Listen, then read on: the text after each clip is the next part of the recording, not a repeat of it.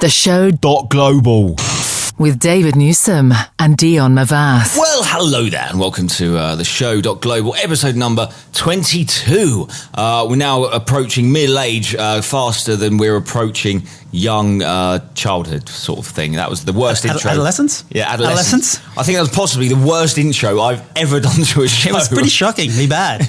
It was shit. Sets the tone for the rest of the show. Yeah, let's go with a really crap show. Yeah, exactly. It's going to be shit. Basically, we're just going to sit here just mumbling and moaning like two old bastards. That we are. That we are, yeah, exactly. So, Dion, we always like to start the show with a little round of what we've been up to. It's been, I think, 2 weeks since our last show. I've been away in London. You've been away. I've been stuck here. Yeah? Yeah. Yeah, well, they're taking your passport already. Yeah, just stuck here. Can't go anywhere. Stuck here, yeah? Why? Yeah. No lunches, meetings in foreign countries? No, lots of lunchings and meetings here. Actually, people are starting to come back to Dubai. So the big business people are coming back. So there's been lots of lunchings and meetings. The fatties. Literally, when you say the big business people, the fat ones are coming. Yeah. And that's why there's lots of lunches and meetings. Yeah, exactly, the real exactly. fatties. I'm going to get fat again. I've actually lost a crap load of weight. Yeah, high five. I'm on it as well, mate. I'm on it as well.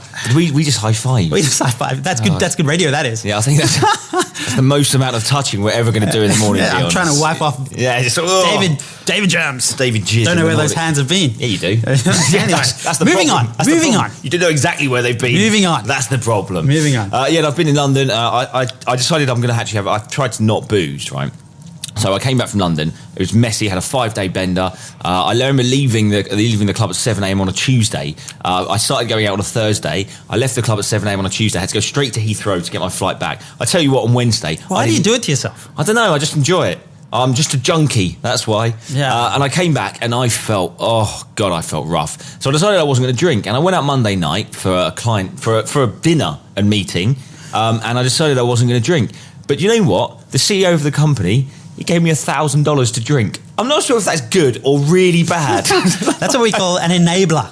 Exactly. I'll give you you're drinking tonight. No, I'm not. I'm not drinking. I survived to 10 o'clock and it started off at $200 and eventually I went, I'll tell you what, I'll give you $400 not to drink. And he went, I'll give you $1,000 now to drink. And I was like, oh my God, okay, fine, I'm drinking. And then yesterday I felt like shit. So yes, that was that. Okay, Dion, what's your first story? So my first story goes on from a story we had a few weeks ago when we were doing resumes and CVs and how people exaggerate their resumes or CVs. Oh, yeah. This may be the worst way not to get a job.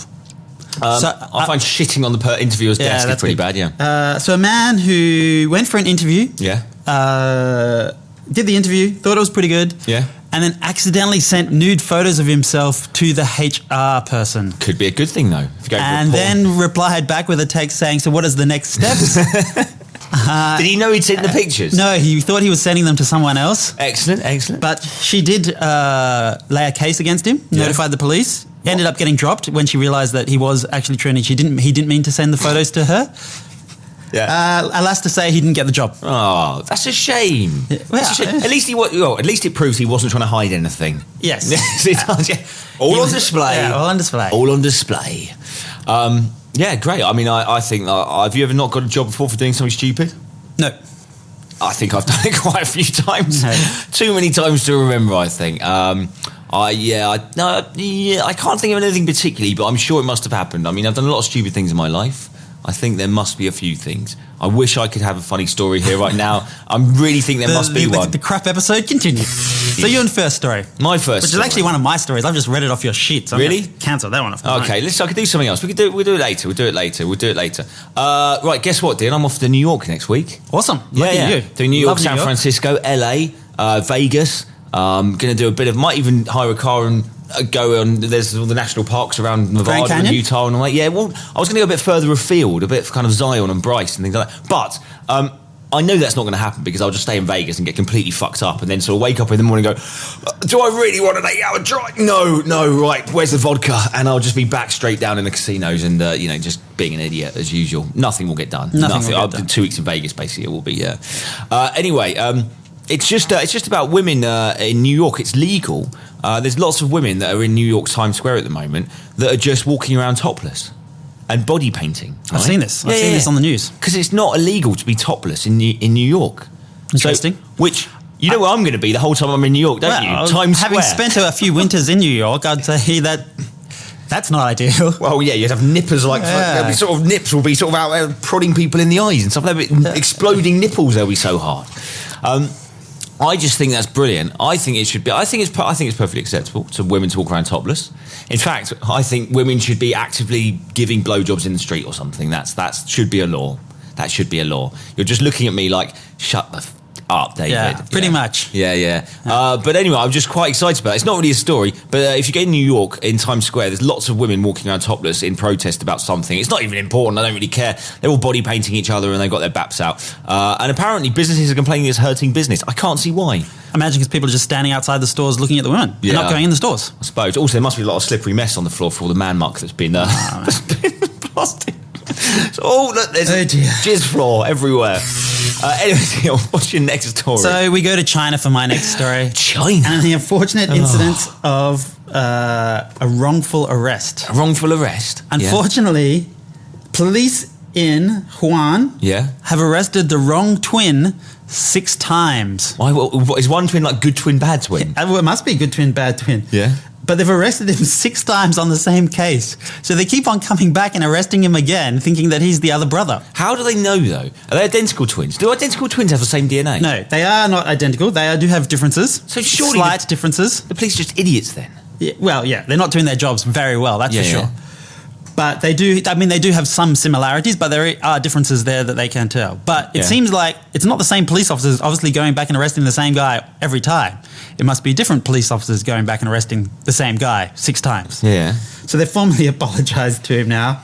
But did they catch his brother, though? That's what I want to get. No, they haven't caught his brother yet. Hence why they're arresting him 6 times, because they keep on thinking it's him. Oh, there he is again. Oh, no, it's not. No, it's not. They're idiots, really, aren't they? You would have thought. It's not the best in police work, that's for sure. Do identical twins have identical DNA? No, not as far as I can tell. Well, surely if they've come from one everyone has a unique DNA. They will have similarities in their DNA, but they won't have the same DNA. Are you sure, Dion? They'll have very close similarities, but not the exact same DNA. I think they do, because if they come from the same embryo... Hang on. Let's just Google this. Do identical twins have identical DNA? This could be a long answer. Again, we're keeping with the great show here today.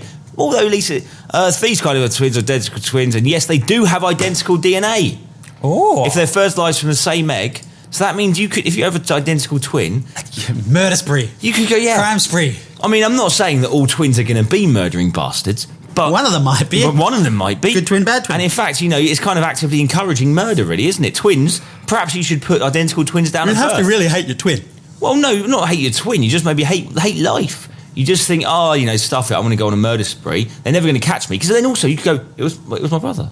It was my brother. And he could go, it was my brother. Yeah, and you'll never be able to know who it actually was. And this is brilliant. Basically, this is... I'm pretty sure Agatha Christie's written a novel about this. Do you reckon? I'm sure she has. So this is... I always thought Agatha Christie was a man. With a name like Agatha? I don't know. I thought it was some weird French thing. It's probably not French. It's probably German. Agatha. I don't know, yeah. I don't know. The French are crazy, aren't they?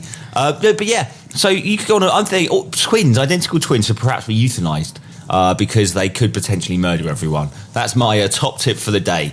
Not sure it's going to get any traction, but you never know. You never know. If you see an identical twin, be very wary of them. Be very wary.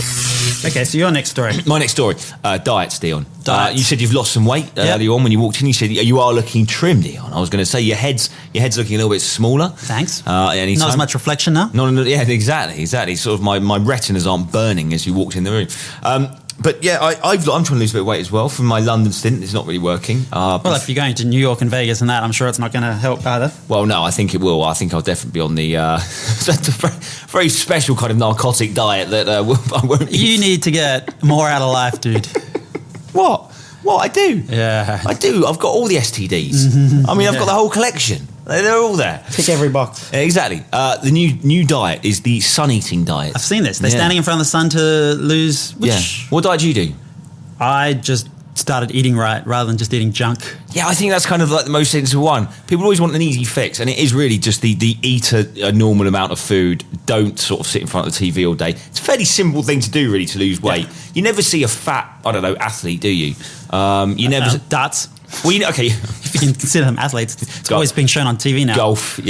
But darts is great. Golf, they're not fat anymore. They're actually quite ripped, those guys. Golfists, I call them. Golfists, yeah.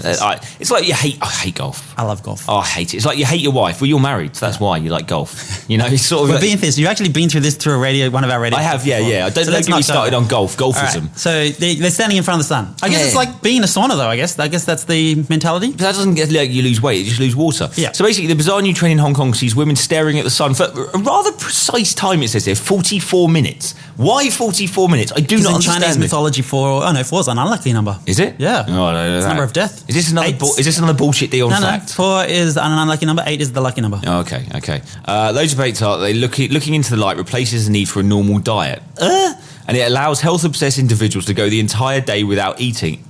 Whenever I've been in the sun, I've always wanted an ice cream and just sort of loads of burgers and shit. You know, Dion, is this bullshit?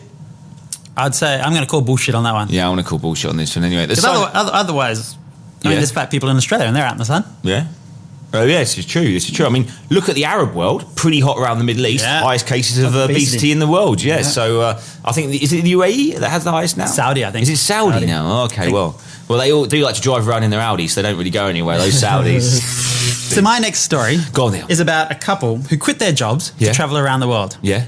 I think this is a fantastic idea, and I don't care the repercussions of what they're doing. I think they've done an amazing thing. They're basically broke now. So they're having to clean toilets to pay for their travels, which I think I still idolize, you know? These guys have been traveling around the world, going to places that most people won't even see in their existence. They're experiencing life. They're sucking the marrow out of the bone of life. That's what they're doing. That just sounds rank. Especially after cleaning toilets. It probably does. Oh, I'm going to clean the toilet and I'm going to suck on a bone. If you go to their Instagram, which is how far from home, you'll see their travels and all the places they've been. And it's just fantastic. It's where have they been? Well, they've been all over the world. They've been Santorini, they've been Crete, they've been Norway, Denmark. Did they have any lunches and meetings, though? That's what I want to know. I'm sure they did. They're South African couple. They like lunches and meetings in Austria, New York.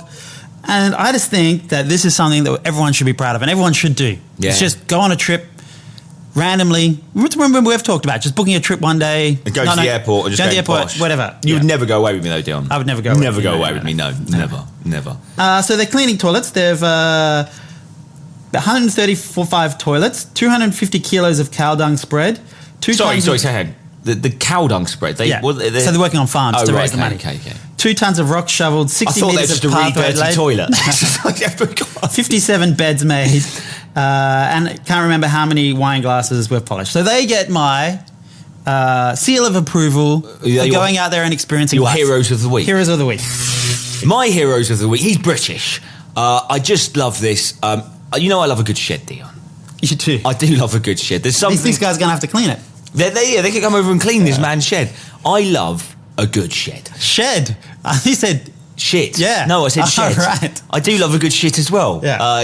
Because men have a prostate. Yeah. That's why we like shitting more than women.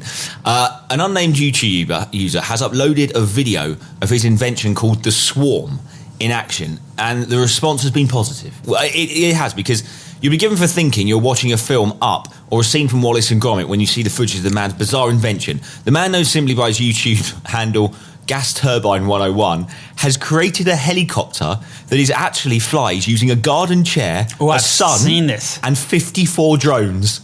What a fucking legend. But I don't trust that sun parasol he's got over his head with all those propellers going around. I looked at it and I thought, yeah, that's not too safe. That's a decapitation waiting to happen. If he dies, he's still my hero. Yeah. Because, but he's thinking outside the box. He's built a helicopter for 6,000 quid. Yeah. I mean, this is what men in sheds do. You can think, I want a helicopter. Oh, it's going to be like, at least I think the cheapest one, an R22 or something. It's like, I think you get a small, like one of those little ones for about 50, 60 grand or something, but they're pretty rubbish and shit. This, man, 10% of the cost of the cheapest helicopter ever. I'm just making these facts up, but it's 6,000 quid. So it's powered by 4-cell batteries. He's just gone down to the shop and bought all this shit, and he's made a helicopter. We like that. Yeah, we like that ingenuity. Footage of the wacky invention has been viewed more than 2 million times on YouTube. Go and find this guy. Speaking on his page, the inventor explained that the device was just a bit of fun for myself. See, that's the man in his shed. He doesn't really have a reason. He just likes to go down his shed, get away from the wife, and just build shit. I never intended for making a significant journey or flying much above head height. You don't need to. You're flying. You're a man who's flying from stuff he bought in fucking Walmart. I'm so excited. Yeah, exactly. With a parasol, you've just used stuff around the house, and you've made like Dyson. Do you know what he made the original Dyson from? Yes. What old washing machine parts he found? What? And he's now. This is what I mean. Men in sheds. Yeah. From my shed, son. We should do a feature. It should be brilliant. I want sheds. I'm so excited. I love sheds. You love sheds. Yeah, so my next story, I'm stealing your first story. Go on. And it's the Mile High couple cheered after pilot sends him his best wishes over plane. I know. This is a great story. So these two people went into the toilet, joined the Mile High Club. Yeah. Of which the pilot then got onto the intercom and was like, and his message was, "We'd like to send our best wishes of happy reproduction to the couple who ventured into the bathroom earlier on." Yeah. To which the whole cabin of those who spoke Swedish erupted into loud applause. Yeah. I think they should have got a standing ovation because those toilets are tiny. And they're disgusting. They probably came out with bog roll stuff up a minge. Yeah. Shaking my head. You know the squirty soap bits? If you sit on it, you're going to get a clean inside, aren't you? So, whoa, hello. Where did that go? Yeah, she's not been named. But this is brilliant. The passengers who didn't speak Swedish were left baffled. Oh, you should have done it in English as well. The national of the couple caught romping in the cabin was not revealed, but it was on a French flight, and they are ranny little fuckers, the French, aren't they? They really are. They really are. You ever boned a French bird? Never. I don't think I ever actually come to think of it. So I was sort of like, are they really that randy, or is it a myth? I think it's a myth. It's always Australians, South Africans and English birds I seem to be hanging out the back of. And but no, seriously, never a French bird. I don't think ever in my life. Ever. Not once. And they've got the reputation of being a little bit naughty, haven't they? I guess so. Yeah. Well, I love it. Dion's married, so he can't actually go. He can't do it with any gusto. Yeah. And finally, we're gonna go to penises for my final story. All right. This is the 19-incher. The 19-incher, yes. The man with the world's longest penis has weighed his manhood to scales to prove it's real. Superendowed Robert Escovillo Cabrera says his penis is so big, women are too scared to have sex with him. Also, the fact he's ugly as fuck as well. That doesn't. He's not that. He's not an attractive man. A man who claims he has the world's longest penis. He's no Ron Jeremy. He's no Ron Jeremy. To be fair, if Ron can do it, anyone can. A man who claims he has the world's largest penis has weighed his manhood to prove it's real. The super-endowed Robert Escovillo Cabrera claims his 18.9-inch penis. It claims he has an 18.9-inch penis and has even used a pair of weighing scales to prove it. 2.2 pounds, which is about a kilo it weighed. That's like a baby. Aren't babies born at that same? Yeah, exactly. Yeah. No, babies aren't born. They're about 7 pounds. Oh, okay. Yeah. This is how much I know. You need to read up on your on your baby. You go, oh, this baby's heavy. Oh, Jesus! Wasn't expecting. Well, you've had a massive baby at 6 pounds, haven't you? No, it's normal size deal. Normal size. The only thing is, though, the doctors. This is what the story gets a bit weird. The doctors said that unfortunately, what was it? So the main part of his willy was just over 6 inches long. I thought I called it willy in this. Yeah. it's like a child's book. It was just over 6 inches long, but the rest was extra skin. So it wasn't even useful. It couldn't. That's a lot of foreskin. Yeah, that's a lot of foreskin. If he was, that would take a while to roll back. Is that? If he was Muslim or Jewish, those doctors when he was born would have had a big job on their hand. Jesus, what are we going to do with this? Get the chainsaw out. Right, come here, lad. You're getting circumcised. It'll be sort of like when he's born, it'll be half his weight gone. It'll be like, oh, I did have a 7 pound baby. Now it's a bit smaller. But look at, how is that possible? It must be, it's just useless. The poor guy, I feel really sorry for him now. I don't know if he's my hero or just someone I feel really sad for. But yes, he's been deported from the USA as well. He's really not lucky, this guy, is he? He's not. He lives alone in a room given to him by his brothers. He also survives on social assistance and scavenges for food and materials on waste dumps. He has no friends, or wherever he goes, people shun him. It's the whole Hunchback of Notre Dame. Exactly, it's this guy. Where's he living now? It's the huge penis of... He's got the biggest penis in the world that he can't actually use. Like, it's bad, man. This poor guy. But it's literally the huge... It's not the Hunchback of Notre Dame. It's the huge penis of wherever this guy lives.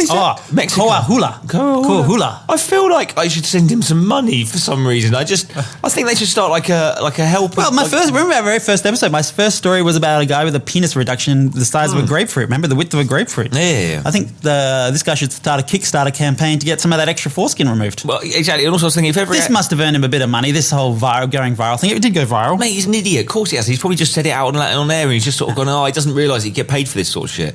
No, the thing is though, on the plus side, if he ever gets involved in a horrific fire, at least he's got enough skin for a skin graft. This is true. On your motorcycle accident, fire. You've got pubes growing out the side of your face because it's actually foreskin. Anyway, that's our show. That's our show.